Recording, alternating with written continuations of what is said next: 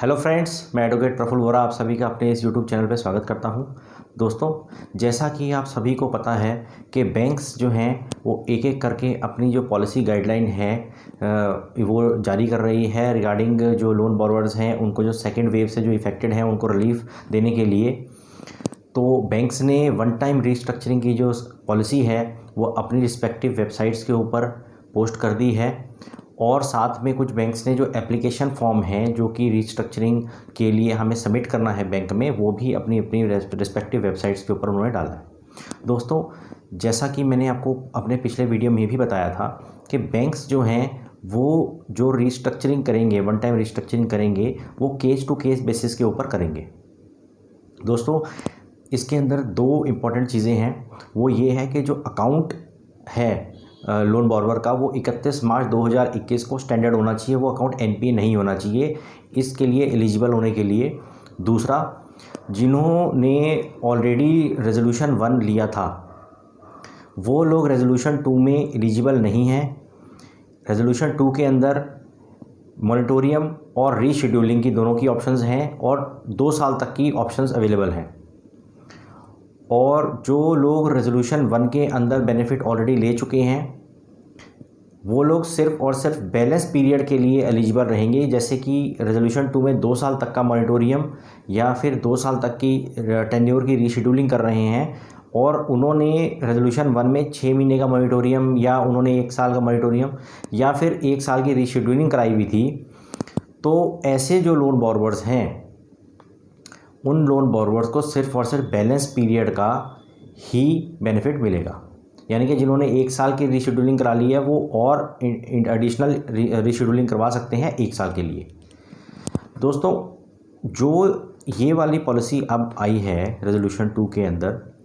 Banks जो लेके आया है वो केस टू केस बेसिस के ऊपर डील करेंगे और इसके अंदर रिटेल बॉर्वर्स भी कवर रहेंगे, स्मॉल बॉर्वर्स भी कवर रहेंगे, ट्रेडर्स भी कवर रहेंगे और एमएसएमई भी कवर रहेगी। दोस्तों, पहले हम बात करते हैं रिटेल बॉर्वर्स की, यानी कि personal loans, consumer loans, auto loans, education loans, housing loans, ये सारे जितने भी हैं ये रिटेल लोन्स के कैटेगरी के अंदर आएंगे। दोस्तों, जैसे कि मैंने आपको बताया कि केस टू केस बेसिस के ऊपर बैंक जो है वो आपको रिलीफ प्रोवाइड करेगा। अब जो लोन बॉर्वर्स हैं, सपोज़ कीजिए जो होम लोन बॉर्वर्स हैं वो सैलरीड होम लोन बॉर्वर्स भी हैं और नॉन सैलरीड भी हैं। अगर हम बात करते हैं सैलरीड बॉर्वर्स की, तो जो सैलरीड बॉर्वर्स कोविड की सेकेंड वेव से इफ़ेक्टेड हैं, फाइनेंशियल क्रंच में हैं, फाइनेंशियल स्ट्रेस में हैं, उनको बेनिफिट प्रोवाइड किया जाएगा वन टाइम रीस्ट्रक्चरिंग के लिए। जैसे कि सपोज़ कीजिए कोई भी लोन बॉर्वर है, वो सैलरीड लोन बॉर्वर है और उसको जो कंपनी है उसने उसकी सैलरी को जो है वो कट कर दिया है या इंसेंटिव को कम कर दिया है या पर्क्स जो है वो होल्ड पे डाल दिए हैं, तो ऐसी कंडीशन के अंदर ऑब्वियसली फाइनेंशियल स्ट्रेस तो आता ही है। तो दोस्तों, ऐसे जो होम लोन बॉर्वर्स हैं वो अपनी सपोर्टिंग डॉक्यूमेंट्स में एप्लीकेशन के साथ अपनी सैलरी स्लिप और अपनी बैंक स्टेटमेंट्स जो हैं वो बैंक को सबमिट कर सकते हैं, ताकि बैंक को ये क्लियर हो जाए कि उनका सपोज़ कीजिए कि सैलरी कट हुआ है 20% से या 25% से, तो ये क्लियर हो जाएगा कि भी 20-25% से उनका सैलरी कट हुआ है। तो अभी जो उनकी ईएमआई जितनी वो पे कर रहे हैं उस ईएमआई के अंदर रीस्ट्रक्चरिंग की ज़रूरत है, रीशेड्यूलिंग की ज़रूरत है। तो दोस्तों, वो जो है अपना टेन्योर को इंक्रीज़ कर सकते हैं, ताकि टेन्योर को इंक्रीज़ करने के बाद उनकी जो मंथली ऑब्लिगेशन रहेगी, मंथली ईएमआई की जो लाइबिलिटी रहेगी वो ऑटोमेटिकली डिक्रीज़ हो जाएगी। उसी तरह से दोस्तों, जो सैलरीड बॉर्वर्स कोविड की इस पेंडेमिक से इफ़ेक्टेड हैं या फिर वो उनकी फैमिली में कोई इफ़ेक्टेड है,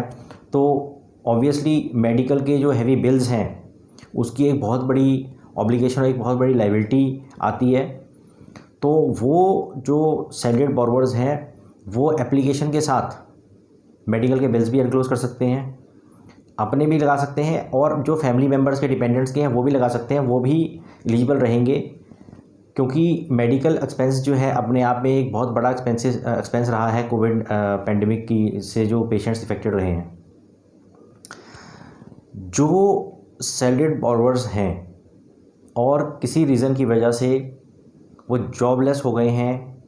एम्प्लॉयमेंट चली गई है, वो बैंक को अप्रोच कर सकते हैं एप्लीकेशन के साथ जो रिलीविंग लेटर है लास्ट एम्प्लॉयर का, साथ में बैंक स्टेटमेंट है जो जिसके अंदर उनकी सैलरी आती थी, वही पिछले 3 महीने से सैलरी नहीं आ रही है या 2 महीने से सैलरी नहीं आ रही है या मार्च के बाद एम्प्लॉयमेंट चली गई है, तो वो बैंक को अप्रोच कर सकते हैं अपने सपोर्टिंग डॉक्यूमेंट्स के साथ। और अकॉर्डिंगली बैंक जो है एप्लीकेशन के ऊपर डील करेगा और उन्हें मॉनिटोरियम पीरियड एक्सटेंड कर सकते हैं। वो भाई 6 महीने का या 12 महीने का मॉनिटोरियम ले सकते हैं। साथ में एक जस्टिफिकेशन उन्हें सबमिट करनी पड़ेगी बैंक के अंदर कि जो उनके फ्यूचर के कैश फ्लोज़ हैं, फ्यूचर के कैश फ्लोज उनके किस तरह से रहेंगे 6 महीने बाद। अगर वो मॉनिटोरियम लेते हैं तो 6 महीने बाद जो है प्रोस्पेक्ट क्या रहेगा, EMI को किस तरह से वो पे करेंगे, तो वो साथ में एक डिक्लेरेशन उनको और देनी होगी। क्योंकि जैसे कोई भी एम्प्लॉई है और किसी रीज़न की वजह से उसकी नौकरी चली गई है, तो वो 3 महीने बाद या 6 महीने बाद नौकरी अगर कहीं और ज्वाइन करता है तो अकॉर्डिंगली जो है उसका कैश फ्लो जो है वो दोबारा से आएगा। 6 महीने बाद जैसे कैश फ्लो आता है तो थोड़ा टाइम सेटल होने में लगता है, तो उसी हिसाब से वो मॉनिटोरियम अपना जो है बैंक से अवेल कर सकता है और बैलेंस पीरियड के लिए वो रीस्ट्रक्चरिंग ले सकता है, ताकि जो फ्यूचर की उसकी EMI की लायबिलिटी है वो अकॉर्डिंगली वो जो है कम हो जाए। उसी तरह से दोस्तों जो सैलरीड बोरोवर्स हैं और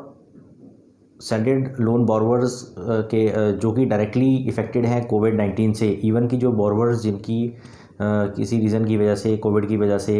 डेथ हो गई है या को बोरोवर की डेथ हो गई है, उनके जो फैमिली मेम्बर्स हैं वो बैंक को अप्रोच कर सकते हैं और बैंक को अप्रोच करके वो मॉनिटोरियम प्रपोज़ कर सकते हैं या लोन की जो टेन्योर की रीशेड्यूलिंग है उसको प्रपोज़ कर सकते हैं। तो इस तरह से जो सैलरीड बोरोवर्स हैं वो होम लोन के अंदर जो लायबिलिटी है उनकी EMI की, उसमें वो रिलीफ ले सकते हैं। उसी तरह से ऑटो लोन्स और व्हीकल लोन्स के जो बोरोवर्स हैं, सैलरीड बोरोवर्स हैं, वो भी अकॉर्डिंगली अपने सपोर्टिंग डॉक्यूमेंट्स देके बैंक को अप्रोच कर सकते हैं ताकि वो रीशेड्यूलिंग या रीस्ट्रक्चरिंग कर लें या फिर जॉब लॉस के केस के अंदर मॉनिटोरियम प्रपोज कर सकते हैं, तो वो मॉनिटोरियम अवेल कर लें। उसी तरह से दोस्तों जो हमारे नॉन सैलरीड बोरोवर्स हैं, यानी कि जो कि बिजनेसेस में हैं, उन्होंने होम लोन ले रखे हैं, उनके भी जो एप्लीकेशंस हैं उसके साथ वो जो है सपोर्टिंग डॉक्यूमेंट्स अपना दे सकते हैं। जैसे कि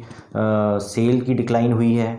क्योंकि बिजनेसेस सारे शटडाउन थे, सेल की डिक्लाइन हुई है, नेट प्रॉफिट गिरा है, तो अकॉर्डिंगली जो लोन की लायबिलिटी है उसको देना उनके लिए भी थोड़ा सा मुश्किल है, वो भी फाइनेंशियल स्ट्रेस में हैं। तो जो फाइनेंशियल क्रंच है उसको एक्सप्लेन करने के लिए बैंक को वो जो है सपोर्टिंग डॉक्यूमेंट्स दे सकते हैं। GST रजिस्टर्ड फर्म्स जो हैं वो अपनी 6 महीने की GST से अपनी जो डिक्लाइन इन सेल है उसको वेरीफाई करवा सकते हैं बैंकर्स को, या फिर वो अपने CA से, अपने ऑडिटर से एक सर्टिफिकेट ले सकते हैं सेल्स को लेके, जिसके अंदर जो है सेल्स रिफ्लेक्ट कर जाएगी क्लियरली कि सेल्स जो है वो डिप हुई है। साथ में कुछ ऐसे बिजनेसेस भी हैं जो कॉन्टीन्यूसली काफ़ी टाइम से जो है वो शटडाउन ही हैं, जैसे टूर एंड ट्रैवल्स का बिज़नेस है, होटल इंडस्ट्री है, एजुकेशन है, कोचिंग इंस्टीट्यूशंस हैं, ये काफ़ी लंबे अरसे से बंद हैं। ये बैंक को जाके अप्रोच कर सकते हैं और अपने सपोर्टिंग डॉक्यूमेंट्स के साथ जो है बैंक को अप्रोच करके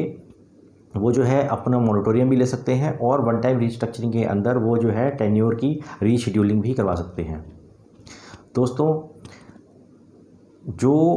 नॉन सैलरीड बोरोवर्स हैं, यानी कि बिजनेस मैन हैं और वो कोविड से भी इफ़ेक्टेड हैं, कोविड से अगर ये इफ़ेक्टेड हैं तो वो अपने मेडिकल बिल्स, हॉस्पिटलाइजेशन के बिल्स भी साथ में लगा सकते हैं और सपोर्टिंग के अंदर बैंक्स जो हैं उस इन सब केसेस को कंसिडर करेगा, मॉनिटोरियम के लिए भी करेगा as well as one time restructuring के लिए भी करेगा। टेन्योर को बढ़ा सकते हैं ताकि मंथली ऑब्लिगेशन जो है अकॉर्डिंगली कम हो जाए। दोस्तों उसी तरह से जिन बोरोवर्स ने रेंट के अगेंस्ट टर्म लोन्स लिए हुए हैं, यानी कि LRD लीज रेंटल डिस्काउंटिंग ली हुई है, उस केस के अंदर अगर ये जो ऑब्लिगेशन है वो पे होती है रेंट से, तो अगर रेंट नहीं आ रहा है तो अकॉर्डिंगली वो जो है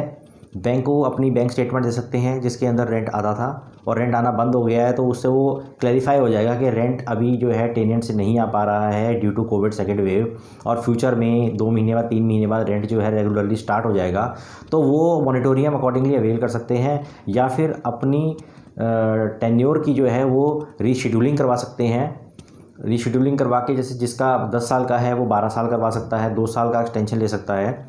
तो इस तरह से वो जो मंथली ऑब्लिगेशन होगी उसकी कम हो जाएगी, क्योंकि जो उसकी EMI है वो रेंट से ही पे होनी है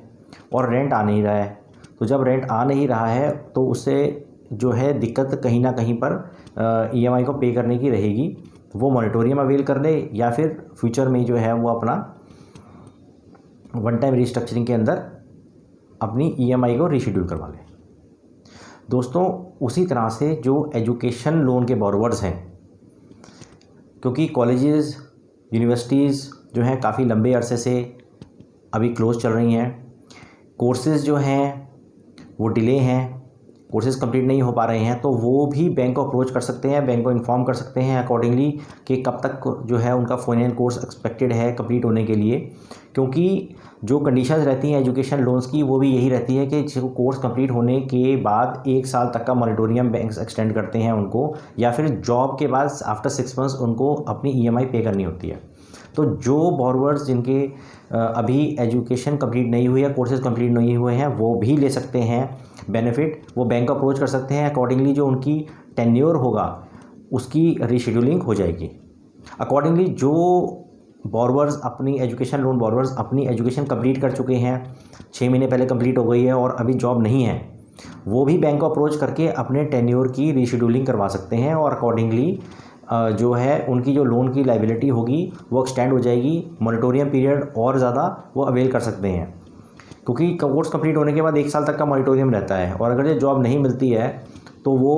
टाइमली अगर जो बैंक को अप्रोच करके इन्फॉर्म कर देते हैं तो अकॉर्डिंगली जो है उनकी EMI जो है वो स्टार्ट नहीं होगी। तो दोस्तों, जैसे मैंने बताया कि बैंक्स जो हैं वो केस टू केस बेसिस के ऊपर डील करेंगे। दोस्तों, मैक्सिमम रिटेल लोन्स जो हैं वो इस पॉलिसी के अंदर कवर्ड हैं, लेकिन जो गोल्ड लोन्स हैं, जो फिक्स्ड डिपॉजिट्स के अगेंस्ट लोन्स रेज किए हुए हैं, या फिर जो लोन्स शेयर्स स्टॉक्स के अगेंस्ट लिए हुए हैं, सिक्योरिटीज़ के अगेंस्ट लिए हुए हैं, वो इस पॉलिसी के अंदर कवर्ड बिल्कुल नहीं है। उसी तरह से जो ऑटो लोन्स हैं उसके अंदर जो कमर्शियल यूज़ के लिए जो लोन्स हैं वो कवर नहीं रहेंगे। दोस्तों, जैसे मैंने बताया कि बैंक्स जो हैं वो केस टू केस बेसिस के ऊपर डील कर रहे हैं। जो रिटेल बोरोवर्स जिन्होंने लोन अगेंस्ट प्रॉपर्टी लिया हुआ है वो भी बैंक को अप्रोच कर सकते हैं और अकॉर्डिंगली अपनी रिस्ट्रक्चरिंग या रीशेड्यूलिंग करवा सकते हैं। दोस्तों, जो भी हमारी प्रेजेंटेशन रहे बैंक के पास वो सपोर्टिंग डॉक्यूमेंट्स के साथ रहेगी तो बहुत बेटर रहेगा, क्योंकि बैंक्स की जो पॉलिसी गाइडलाइंस हैं उसके अंदर उन्होंने मेंशन किया हुआ है कि जो लोग डायरेक्टली इफेक्टेड हैं कोविड-19 की सेकेंड वेव से उनको ये बेनिफिट दिया जाए। दोस्तों, अपने इस वीडियो में मैं अभी यहीं पर ही समअप करता हूँ। अपने नेक्स्ट वीडियो के अंदर मैं इसी टॉपिक को कंटिन्यू करूँगा और आपको कुछ और केसेस जो हैं किस तरह से हम प्रेजेंट कर सकते हैं बैंक के आगे, उनके बारे में डिस्कस करेंगे।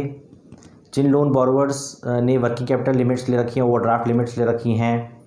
और MSME बोरोवर्स जो हैं वो किस तरह से अपना केस प्रेजेंट कर सकते हैं बैंक्स के आगे, ये सारे टॉपिक्स मैं अपने नेक्स्ट वीडियो के अंदर कवर करूँगा। जिन मेरे दोस्तों ने मेरे YouTube चैनल को अभी सब्सक्राइब नहीं किया है वो सब्सक्राइब कर लें, ताकि वो अपडेटेड रहेंगे जब भी मैं अपना नेक्स्ट वीडियो जो है उसको अपलोड करता हूँ। Thank you very much for listening to me so patiently. Thank you.